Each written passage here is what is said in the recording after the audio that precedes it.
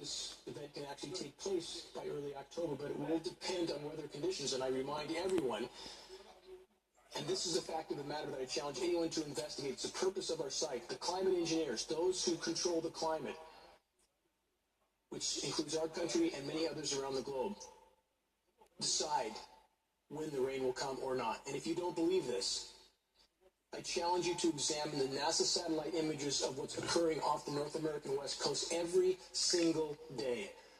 Blanket climate engineering grid spraying that is completely disrupting the hydrological cycle, completely drying out the North American West Coast and causing us to burn and incinerate to the ground. This is all-out weather warfare at this point.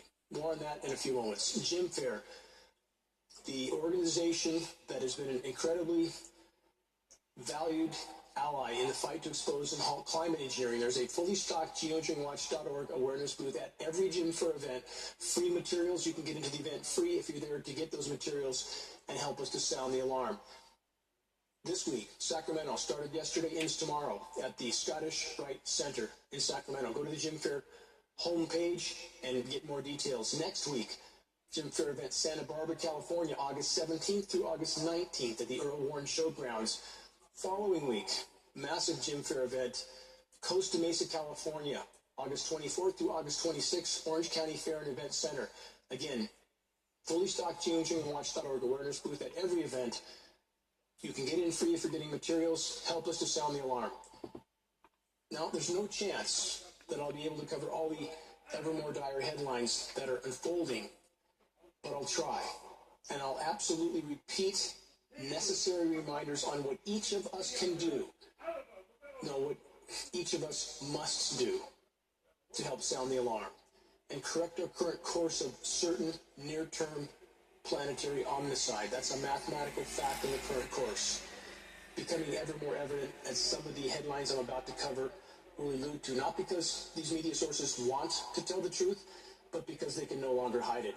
Before headlines, for just a moment, let's start with some basic understandings of core psychological issues, issues that must be overcome by many more individuals if we're to have any chance of changing course. How bad is it really? How dark is the horizon? Consider this term and definition, alarmism. The dictionary definition is exaggerating a danger and so causing needless worry or panic.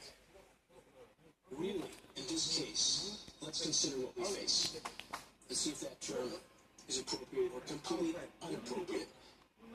Fluoridated water, heavy metal waste vaccinations, genetically altered fatty foods, 144,000 toxic chemicals, sulfur being 2,000 more every year, 100 million tons of CO2 dumped into the atmosphere every single day, 2,000 nuclear bombs detonated around the planet, contaminating the entire planet and damaging the atmosphere permanently.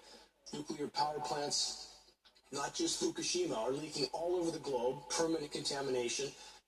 Crops collapsing globally, oceans dying, fish stocks collapsing, climate collapse, ozone collapse, species extinction rates that are 1.5% of normal. I could go on and on. Statistically speaking, we are perilously close to the extinction of our species and perhaps the entire web of life. And here's the bottom line. If we remain in the current course, none of us will be here much longer. This is not theory, conjecture, or hypothesis. It's a mathematical fact. Consider this. If you or anyone you know still uses this term, alarmism, to deter any bearer of unpleasant news, such a person is not seeing the horizon clearly. On that note, let's consider this term, denialism. Dictionary definition. In the psychology of human behavior, denialism is a person's choice to deny Denialism is an essentially irrational action that withholds the validation of historical experience or an event when a person refuses to accept an empirically verifiable reality. Verifiable, happening all around us. One would have to be clinically blind or willfully blind not to see it. The walls are closing in. Now, this term, escapism. Dictionary definition, the tendency to seek distraction and relief from unpleasant realities, especially by seeking entertainment or engaging in a fantasy. Does that not describe our society or the pursuit of endless amounts of material acquisitions? This is a recipe for near-term omnicide, and we are close to that point. In the climate engineering article reference book, Geoengineering, A Chronicle of Indictment, former U.S. Air Force General Charles Jones, who is also a U.S. Air Force tactical weather reconnaissance pilot, makes the following shocking statements on the record. Quote, when people look up into the sky, reminder, this is a 2-star U.S. Air Force Major General. When people look up into the sky and see white trails paralleling and crisscrossing high in the sky, little do they know that they are not seeing, quote, contrails, but instead are witnessing a man-made climate engineering crisis facing all air-breathing humans and animals on planet Earth.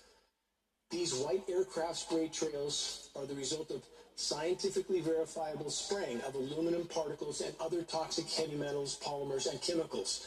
These toxic atmospheric aerosols are used to alter weather patterns, creating droughts in some regions and deluges and floods in other locations.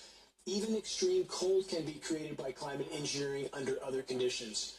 Unfortunately, these unfolding catastrophes are not capturing the attention of America's citizens nor politicians. Weather warfare has already almost reached beyond the possibility of devastation to all mankind and animals. It is that serious, and it is time limiting.